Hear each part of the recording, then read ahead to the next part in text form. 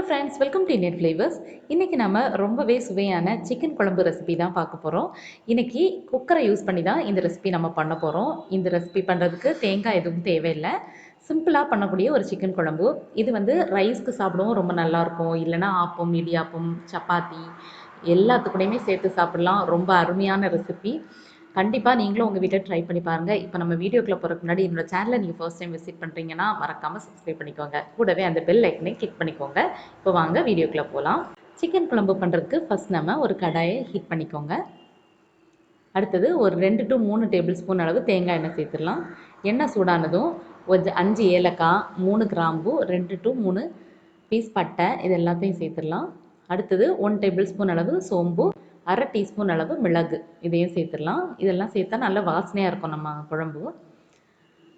அடுத்து இதை வந்து லைட்டாக வதக்கி விட்டுக்கலாம். கொஞ்சம் நிறம் மாறட்டும். இந்த மாதிரி கொஞ்சம் பொரிஞ்சதும் ஒரு 6-7 முந்திரி பருப்பு ஆட் பண்ணிக்கலாம். இது வந்து ஆப்ஷனல் தான். நம்ம சேர்த்தோம் அப்படின்னா குழம்பு வந்து நல்லா க்ரீமியாக சூப்பர் டேஸ்ட்டாக இருக்கும். லைட்டாக வதக்கி விட்டுட்டு ஒரு 2 பெரிய சைஸ் பெரிய வெங்காயத்தை தோல் உரிச்சிட்டு இந்த மாதிரி ஸ்லைஸாக கட் பண்ணி எடுத்து வச்சுருப்பேன். அதை சேர்த்துட்டு நல்லா வதக்கி விட்டுக்கலாம். இந்த வெங்காயம் நல்லா வதங்கி டிரான்ஸ்பேரண்ட் ஆகணும். கொஞ்ச நேரத்துலேயே நம்மளோட வெங்காயம் வந்து நல்லா வதங்கி டிரான்ஸ்பேரண்ட் ஆகிடுச்சு.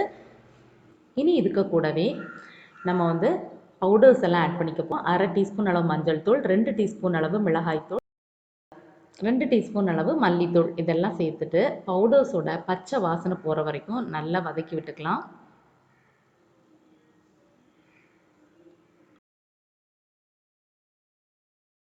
கொஞ்ச நேரத்துலேயே அந்த பவுடர்ஸோட பச்சை வாசனையும் போயிடுச்சு. 2 பெரிய தக்காளியை வந்து பொடியை கட் பண்ணி வச்சுருப்பேன். அதை ஆட் பண்ணிவிட்டு நல்லா வதக்கி விட்டுக்கலாம். வதக்கிட்டு கொஞ்சம் மூடி போட்டு வேக விடலாம். அப்போ தான் தக்காளி வந்து நல்லா மேஷ் ஆகும். கொஞ்ச நேரம் கழித்து ஓப்பன் பண்ணி பார்க்கலாம். இப்போ பாருங்கள், நம்மளோட தக்காளி வந்து நல்லா வெந்துருச்சு. இனி வந்து ஸ்டவ் ஆஃப் பண்ணிட்டு இறக்கி வச்சிடலாம். கொஞ்சம் இந்த மசாலா எல்லாம் ஆறுனதுக்கப்புறமா ஒரு மிக்சர் ஜாரில் சேர்த்துருப்பேன். இதில் கொஞ்சம் தண்ணி சேர்த்துட்டு இந்த மாதிரி ஃபைன் பேஸ்ட்டாக அரைச்சி எடுத்துக்கலாம். இப்போ நம்ம குக்கரில் ஒரு 2 டேபிள் ஸ்பூன் அளவு தேங்காய் எண்ணெய் ஆட் பண்ணிடலாம். அடுத்தது 1/2 டீஸ்பூன் அளவு கடுகு, ஒரு ரம்பை இலையை கட் பண்ணி வச்சுருக்கேன் அது, அடுத்து கொஞ்சம் கருவேப்பிலை இது எல்லாத்தையும் சேர்த்துட்டு ஒரு வாட்டி நல்லா வதக்கி விட்டுக்கோங்க. இப்போ நல்லா வதங்கினதும் 1/2 டேபிள் ஸ்பூன் அளவு இஞ்சி பூண்டு பேஸ்ட்டு சேர்த்து இதோட பச்சை வாசனை போகிற வரைக்கும் வதக்கி விட்டுக்கலாம். இப்போ இஞ்சி பூண்டு பேஸ்ட்டோட பச்சை வாசனையெல்லாம் போயிடுச்சு. அரைச்சி வச்சுருந்த பேஸ்ட் இருக்கு இல்லையா, அதை ஆட் பண்ணிடலாம். ஒரு வாட்டி மிக்சியை அலசி ஊற்றிடலாம். அது இந்த குழம்புக்கு தேவையான அளவு உப்பு ஆட் பண்ணிக்கலாம்.